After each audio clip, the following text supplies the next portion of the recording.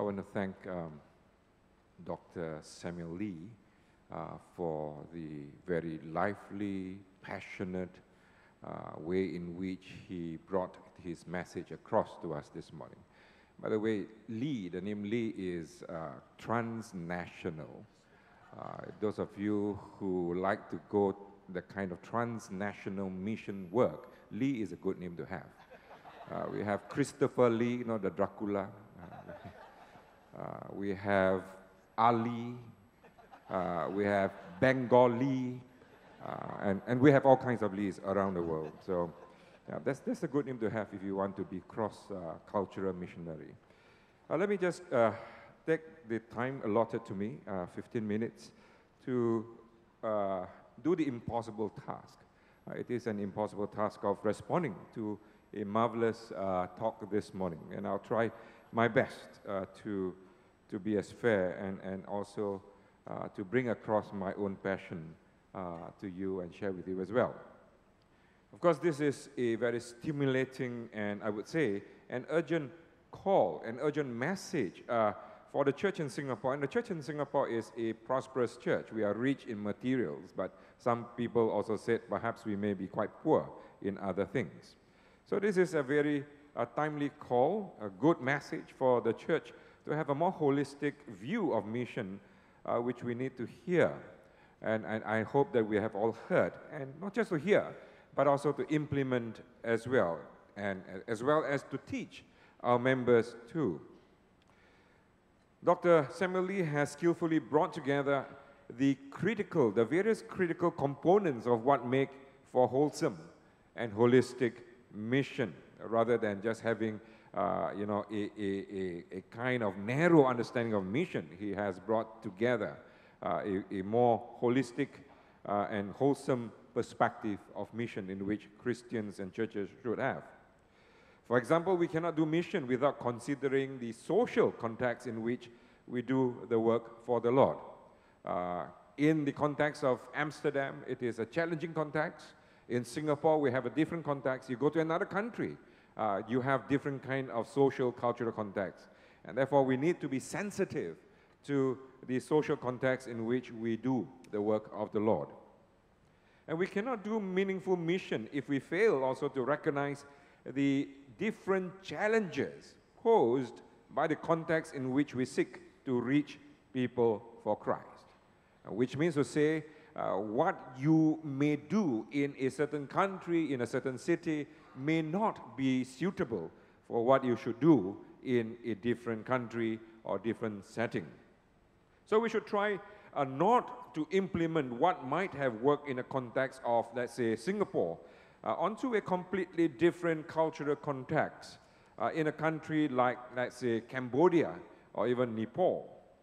This is something which worries me a little when our missionaries and Christian groups lacking the kind of cultural, contextual sensitivity and cultural appreciation try to export or even to impose our brand of Christianity to another country where the social, economic, and cultural characteristics are so different from what we have here in Singapore. And so I can identify with Dr. Samuel Lee's focus on mission at our own doorsteps, and not just overseas. I think that is important, and we still need people to do that, but also missions at our doorstep. Like Amsterdam, we have thousands upon thousands of guest laborers, and that's the term which I use on purpose, guest laborers rather than foreign laborers. Guest laborers, they are here in our country, and most of them are here working as domestic helpers. Again, I'm glad that Dr. Samuel Lee used that term as well, domestic helpers rather than mates. You know, we talk about mates, so they tend to be second-class citizens. So we have thousands of domestic helpers in our midst, and others who work in the construction industries, and still others in the service industries. These are people whom we should reach out to, and not just to reach out to, but to befriend with the love of God. And of course, I know of some churches in Singapore which have active programs and outreach projects for such kind of guest laborers in our midst. And I thank God for such churches. So apart from holding worship services or opening up the churches to reach out to such kind of workers, some of the churches provide recreational space for workers so that they can spend some time together to socialize. And there are churches offering free meals and also access to clothes and some training courses as well. You see, for every Indonesian, Chinese, or Bangladeshi reach here in our own country for Christ, if each one is properly followed up, that person will return home to be a missionary in his or her own country when it is time for that person to return. And therefore, in the long run, this kind of approach is less expensive and more effective than some of the mega projects that we have when we talk about mission works overseas, or some of those models of mission works which we have adopted and implemented. So pay particular attention to the opportunities at our doorsteps. And I am personally very glad of Christian agencies like HealthServe. HealthServe offers medical care and legal advice to workers who have nowhere to turn to for help when they encounter problems with their employers or with some unscrupulous agents. More churches, I hope, will embrace the opportunity to reach out to these workers, and at the same time, as Dr. Samuel Lee has reminded us, we should also look after their welfare. That's the issue of social justice. That's to be, in a sense, the voice of this vulnerable group of people who can be easily exploited by unscrupulous employers. Now, when I talk about unscrupulous employers, I'm not referring to those big bosses running big, factories or huge offices. You go to churches, and I would say that many of our families would have one domestic worker in our home. So some of those people who have those domestic helpers are marvelous Christians who love them and accept those workers as part of the family. And so we eat together with them, we go out together with them. But there are also those Christian families who don't treat the helpers well. And we have to speak against that kind of ill treatment of domestic helpers. As a Christian ethicist, I teach at a seminary in Singapore. Some say it is the best in Johor Bahru and Singapore and Batam. As a Christian ethicist, I salute Dr. Lee's call for Christian mission to be interested in issue of social justice. Social justice, social ethics, these are very close to my heart. Something which many churches are not known in Singapore, I have to qualify, in Singapore, have not sort of embraced and say that we are also interested. Although in recent years, I have seen indications of some younger Christians who have come forward to address social issues for our own well-being and from a Christian perspective. For example, with regard to human trafficking or even environmental crisis or shelter for abused domestic workers, we do have people, and I'm glad to see some people who are interested in reaching out to such people and caring for them. During the major haze outbreak, it was about a year or so ago, a group of younger Christians went out of their comfort zone, if you like, to distribute water and also to give masks to construction workers. Those people who have to work while the haze was on, they still have to work. So there's workers, there's Christians volunteered to go out to give water and also masks to these workers. They even tried to make plan. It was in their plan to house workers in air-conditioned premises should the haze situation get worse. So I was also contacted about their plan, if you like. They were putting in place a plan just in case the haze situation were to get worse. You know, what's going to happen to these workers? They don't have anywhere else to run to. And so they were trying to see how Christians may respond to them by opening up our homes or churches with air-conditioned facilities so that they can sleep overnight or for the duration of time when the haze situation was bad. And they asked me, and I volunteered to call some churches and see if those churches would be prepared to offer their premises for such vulnerable workers to sleep overnight. I called a couple of churches, and like the mainline churches with beautiful building, which Dr. Lee referred to in his notes, none of the churches I contacted was prepared to offer their building to host vulnerable workers. It's just too beautiful to be tarnished, I guess, by the presence of workers sleeping in the church premises overnight. But thankfully, the haze situation subsided, and there was no need to implement that kind of plan for the vulnerable workers seeking, who might have to seek help for shelter against the visit of the haze.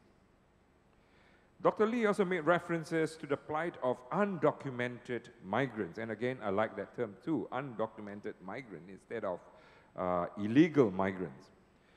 The problem that he mentioned about undocumented migrants, I guess, might be more serious in places like in Europe. And perhaps also in Thailand, where you have migrants from Myanmar crossing over to Thailand. And Malaysia, where you have Indonesian migrants going to Malaysia. But the Indonesians going to Malaysia, that might be something which the government in Malaysia was quite happy to have as well. But those are undocumented migrants. But in Singapore, it is difficult to find. That does not mean that we don't have any of them, but it is more difficult to find undocumented migrants.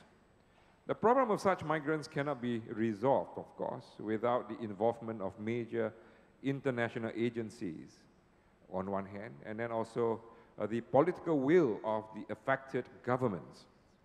And we can offer shelter as a church, and also as churches, place where we can, a place where we can offer frontline assistance to such people living in fear and trembling.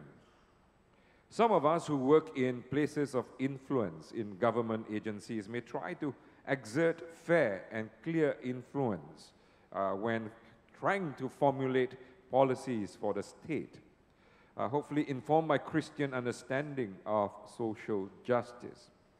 But we need also to ask questions of those countries which, if I may use the word, export such kind of migrant workers to. So the source of those countries where people have to leave those countries to go to other places. We need also to ask hard questions of those countries as well as we need to ask hard questions of international agencies and host countries as well. And therefore, we need to critique the source of the problem as much as we need to also look at where we are and how do we respond as the host country.